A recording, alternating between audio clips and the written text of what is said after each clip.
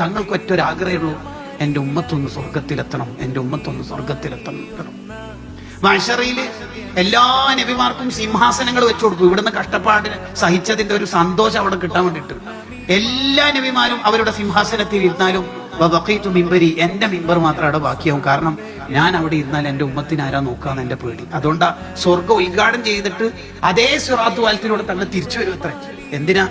സിദ്ദീഖ്, നീ അവിടെ നോക്കിയിട്ട് വരുന്നവരൊക്കെ കേട്ട്. അങ്ങനെ ഉണ്ടല്ലോ ഈ കല്യാണ തിരക്കിനിടയിൽ ഒപ്പം നിസ്കരിക്കാൻ പോകുന്ന ഒരു പോക്കുണ്ട്. മോളെ കല്യാണത്തിന് മൂത്ത മോനെ അവിടെ അസൈൻ ചെയ്തിട്ട് ഞാൻ നിസ്കരിച്ചിട്ട് വരട്ടെ. എന്തിനാ തങ്ങൾ പോണത്? എന്നെ കാണാതെ എങ്ങാനും മലക്കൾ എന്റെ ഉമ്മത്തുനിന്ന് ആരെങ്കിലും പിടിച്ച് നരകത്തിലിട്ടാലോ? പ്രതീക്ഷയോടെ അവർ വരുന്നല്ലേ. സ്വർഗം ഉദ്ഘാടനം ചെയ്തിട്ട് തങ്ങൾ സ്വർഗത്തിലിരിക്കൂലത്ര. തദ്കിറത്തുൽ മുഹിബ്ബീൽ കാണാം. ഈ നബിനെ സ്നേഹിക്കാൻ ഇനി വേറെ ആയത്തും ഹദീസൊക്കെ വേണം, ഇനി വേറെ വല്ല തെളിവ് പോകണം. നമ്മൾ ആലോചിച്ചു. നമ്മൾ സ്വർഗത്തിൽ പോകണമെന്ന് നമുക്കാണല്ലോ ലോകത്ത് നമ്മുടെ ഉപ്പാനേക്കാളും ഉമ്മാനേക്കാളൊക്കെ ആഗ്രഹം ഉണ്ടാവില്ലേ. എന്നാൽ നമ്മൾ സ്വർഗത്തിൽ പോകണമെന്ന് നമ്മുടെ ആഗ്രഹത്തെക്കാൾ നമ്മൾ സ്വർഗത്തിലെത്തണമെന്ന് ആഗ്രഹമുള്ള ആള് നബി സല്ലല്ലാഹു അലൈഹി വസല്ലം തങ്ങൾ മാത്രമാണ്. അതാണ് അന്നബിയു ഔലാ ബിൽ മുഅ്മിനീന മിൻ അൻഫുസിഹിം എന്ന് പറയുന്നത്. അപ്പൊ നമ്മൾ നന്നാവണം ഇത്രമേൽ ആഗ്രഹിക്കുമ്പോൾ ഒരുപാട് കഷ്ടപ്പാടുകൾ തങ്ങൾ സഹിക്കേണ്ടി വന്നു.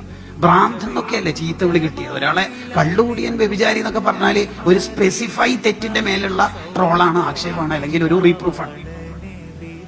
ഭ്രാന്തൻ എന്ന് വിളിക്കുന്നതിന്റെ മേലെ ഒരു ചീത്ത ലോകത്തില്ലല്ലോ. കാരണം ഇനി തിരിച്ചെന്ന് പറഞ്ഞാൽ എനിക്ക് പിരാന്താന്നല്ല അതിന്റെ അർത്ഥം. അതുവരെ തങ്ങൾ കേൾക്കേണ്ടി വന്നിട്ടുണ്ട്.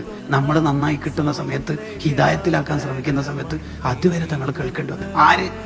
അള്ളാഹു 100 പാർട്ടാക്കി ബുദ്ധിയെ, അതിൽ 99 തങ്ങളെ ബ്രെയിനിൽ അള്ളാഹു ഫിറ്റ് ചെയ്ത് കൊടുത്തത്. ഒന്നാണ് ലോകത്തെ മുഴുവൻ സയന്റിസ്റ്റിനും ആർട്ടിസ്റ്റിനും മനുഷ്യന്മാർക്ക് കൊടുത്തത്. അത് മുഴുവൻ കിട്ടിയ തങ്ങൾ അതും കേൾക്കേണ്ടി വന്നു. സ്വർഗത്തിലേക്ക് ആദ്യം എടുത്തു വെക്കേണ്ട കാലിനാണ് ത്വായിഫുകാര് കല്ലെറിഞ്ഞത്. കണ്ടോ നിങ്ങള് എന്തൊക്കെയാണ് വിട്ടത്?